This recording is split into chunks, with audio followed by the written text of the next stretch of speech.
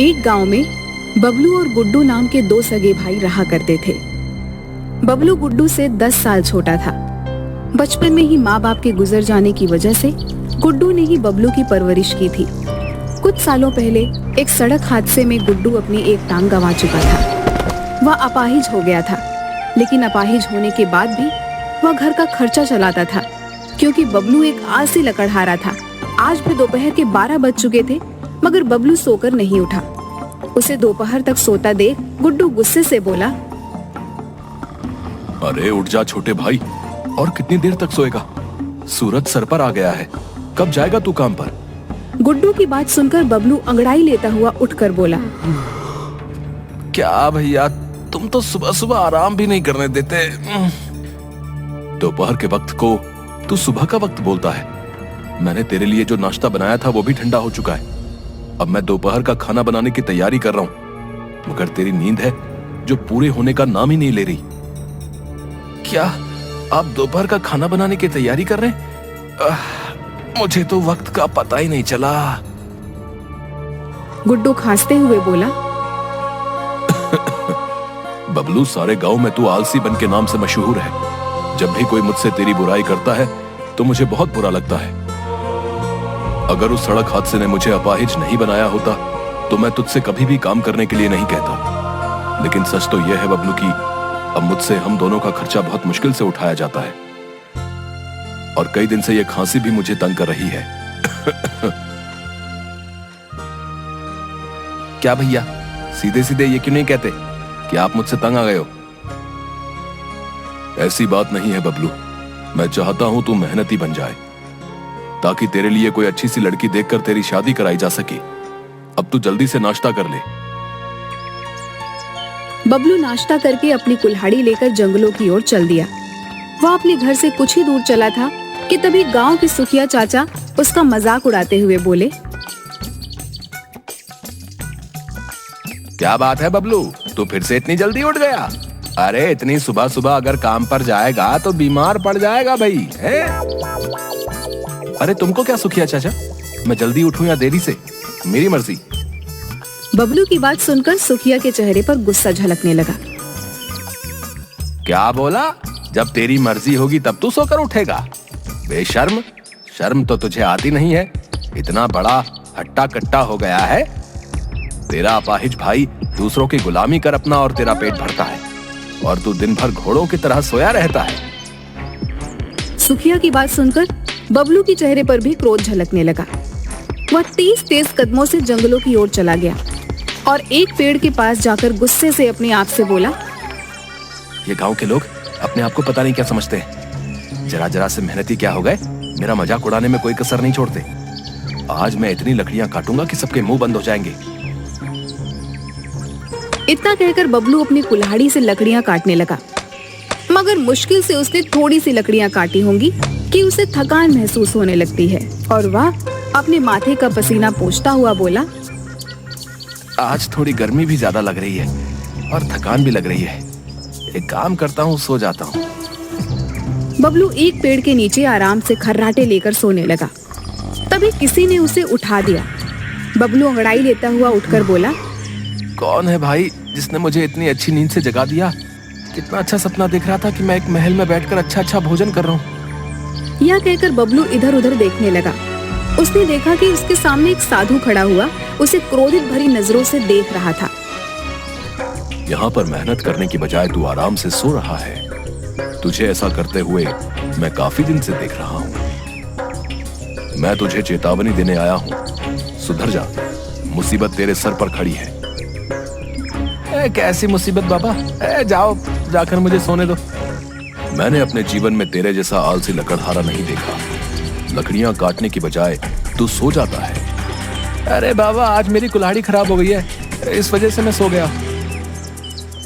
बबलू ने इतना ही कहा था कि उस साधु ने अपना हाथ पीछे की ओर कर लिया। अचानक बबलू ने देखा कि उसके हाथ में एक कुल्हाड़ी आ गई। ये कुल्हाड़ी नई और बहुत अच्छी है, इससे लकड़ियां जल्दी कटेंगी। जाओ बाबा, नहीं चाहिए मुझे तुम्हारी ये कुल्हाड़ी। मैं सिर्फ अपनी कुल्हाड़ी से ही लकड़ियां काटता हूँ। आलसी लकड़हारे, ये क्यों नहीं कहता कि तुझे काम नहीं करना है? मैं तो तुझे चेतावनी देने आया था, लेकिन अब लगता है कि तुझसे कुछ भी बात करना बेकार है। इतना कहकर साधु क्रोधित होकर वहां से चला गया और बबलू आराम से वहां पर दोबारा सो गया।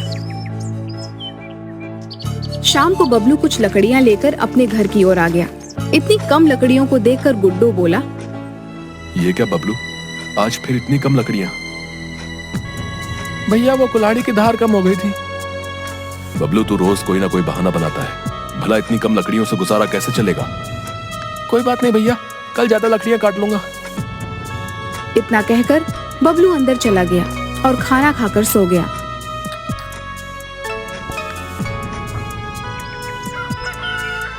अगले रोज वो अपनी आदत के मुताबिक दोपहर में ही उठा और हमेशा की तरह पेड़ के नीचे जाकर सो गया। ऐसा कई दिन तक चलता रहा। सच तो ये है कि गुड्डू उसे समझा समझा कर तंग आ चुका था। गुड्डू की खांसी भी अब बढ़ चुकी थी। अब वह रोज रात को बुरी तरह से खांसता रहता था। एक रोज बबलू दोपहर में जब उठा तो उसने देखा कि उसका बड़ा भाई गुड्डू लेटा हुआ था। क्या भैया, आप मुझसे बोलते हो कि जल्दी नहीं उठते, और आज आप खुद दोपहर तक लेटे हुए हो। आपने तो नाश्ता तक नहीं बनाया। अब खाली पेट में काम पर कैसे जाऊंगा? आज मुझे शरीर में बहुत ज्यादा कमजोरी महसूस हो रही थी बबलू। मैं चाहकर भी उठ नहीं पाया। तू एक काम कर, तू बाजार से कुछ खा पी लेना। गुड्डू उठकर बैठ गया। तभी गुड्डू को जोर जोर से खांसी होने लगी और खांसी के साथ गुड्डू के मुंह से खून भी आने लगा। ये क्या भैया, खांसी के साथ आपके मुंह से तो खून आ रहा है। इतना कहकर बबलू ने गुड्डू का हाथ पकड़ लिया। भैया, आपको तो बहुत तेज बुखार भी है। अरे कुछ नहीं बबलू, हल्का फुल्का बुखार है और कभी कभी खांसी के साथ खून आ ही जाता है।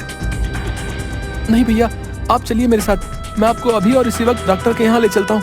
बबलू भले ही एक आलसी व्यक्ति था, लेकिन वो अपने बड़े भाई से अपने पिता की तरह प्यार करता था। बबलू जबरदस्ती गुड्डू को डॉक्टर के यहाँ ले जाता है। डॉक्टर ने गुड्डू की पूरी शरीर की जांच पड़ताल की और बेहद गंभीर नजरों से बबलू की ओर देखकर बोला, गुड्डू की हालत सही नहीं है। उसके फेफड़े बहुत कमजोर हो चुके हैं। उसे इलाज की सख्त जरूरत है और इसके लिए हमें उसका ऑपरेशन करना पड़ेगा। तभी गुड्डू को आराम मिलेगा और वो ठीक हो पाएगा। ऑपरेशन तो बहुत महंगा होता है डॉक्टर साहब। तुमने सही कहा बबलू, तुम्हें 50,000 का जल्द से जल्द इंतजाम करना है। 50,000 का नाम सुनकर बबलू बुरी तरह से घबरा गया, लेकिन उसने डॉक्टर को कुछ भी जाहिर होने नहीं दिया। ठीक है डॉक्टर साहब, एक हफ्ते के अंदर अंदर मैं 50,000 का इंतजाम कर दूंगा। ठीक है, तब तक दवाइयां देते रहना। मुंह से खून आना बंद हो जाएगा और बुखार भी उतर जाएगा।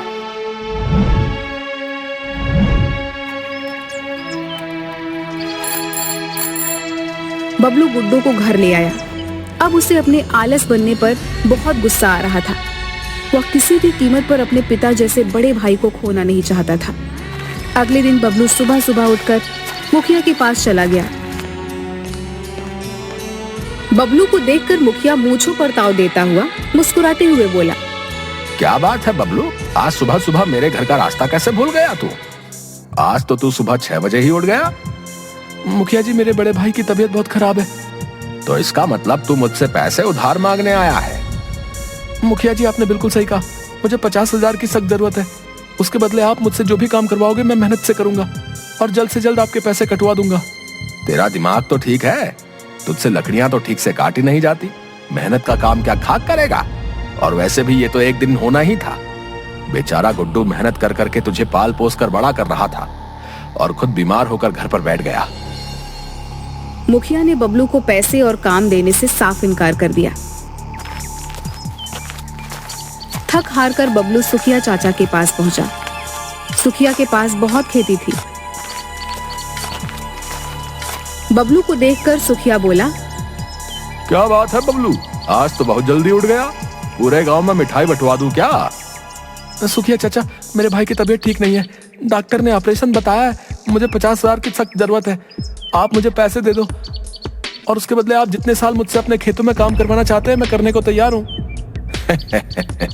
बबलू, तुझे सुबह सुबह मैं ही मिला था। अरे तेरे आलस पने के चर्चे सिर्फ इस गांव में नहीं बल्कि दूसरे गांव में भी मशहूर हैं। सब जानते हैं बबलू कि तू मुश्किल से 2-4 लकड़ियां काट कर पूरे दिन सोता रहता है। अरे तू तो उठकर एक गिलास पानी भी नहीं पी सकता। खेतों में क्या खाक काम करेगा? चल भाग यहां से।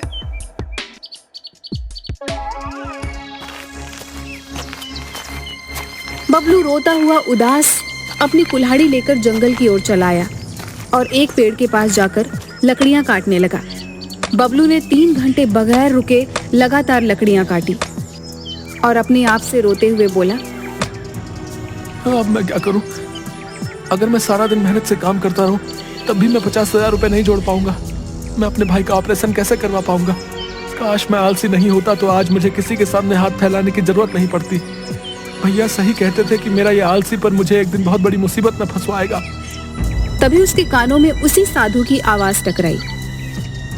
मैंने तुझसे कहा था ना कि मुसीबत तेरे सर पर मंडरा रही है, लेकिन तूने मेरी बातों को मजाक में उड़ा दिया।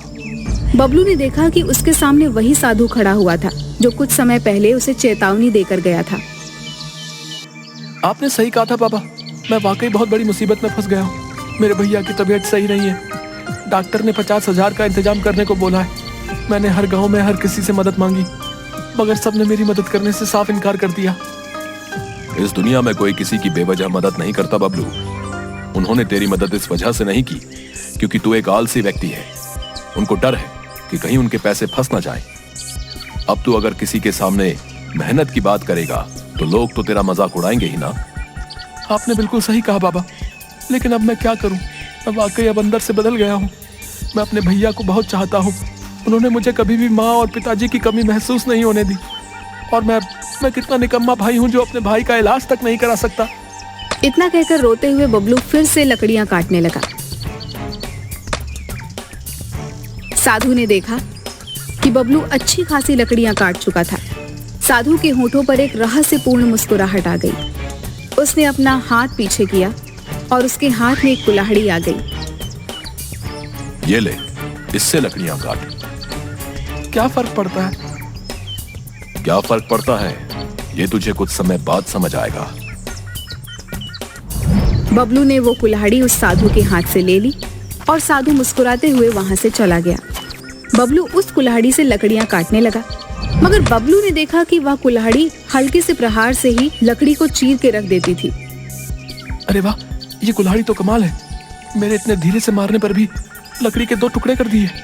अब तो मैं जल्दी जल्दी लकड़ियां काट कर बेच सकता हूँ। बबलू को बहुत कम मेहनत करनी पड़ रही थी। देखते ही देखते उस दिन बबलू ने बहुत सी लकड़ियां काट दी और उन्हें बाजार में बेच कर आ गया। बबलू को उसी दिन 5,000 रुपए की बोनी हुई। बबलू खुश होकर अपने आप से बोला, ऐसे तो मैं कुछ दिन में ही 50,000 रुपए का इंतजाम कर लूंगा। अब कल से मैं और दुगना काम करूंगा ताकि मैं भैया का जल्द से जल्द ऑपरेशन कराकर उनका इलाज करा सकूं।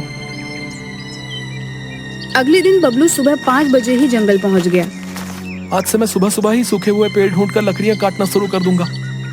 बस भाई एक बार ठीक हो जाए, आराम तो तब भी कर लूंगा। हाँ। और शाम तक लकड़ियां काटता रहा और उन लकड़ियों को बेच आया। पर उस दिन लकड़ियों की बिक्री 15,000 रुपए की हुई। 3-4 दिनों के अंदर ही बबलू के पास 50,000 आ गए। बबलू तुरंत अपने बड़े भाई को डॉक्टर के पास लेकर चला गया और 50,000 रुपए डॉक्टर के हाथ में रखकर बोला, ये लो डॉक्टर साहब, पूरे 50,000 रुपए। अब जल्दी से जल्दी मेरे भैया का ऑपरेशन करके उन्हें सही कर दो। ये तुमने बहुत अच्छा किया बबलू। अब तुम्हारे भैया बहुत जल्दी सही हो जाएंगे। डॉक्टर ने गुड्डू का ऑपरेशन कर दिया और देखते ही देखते गुड्डू कुछ ही दिनों में तंदुरुस्त हो गया और बबलू ने भी तब तक बहुत पैसे कमा लिए थे।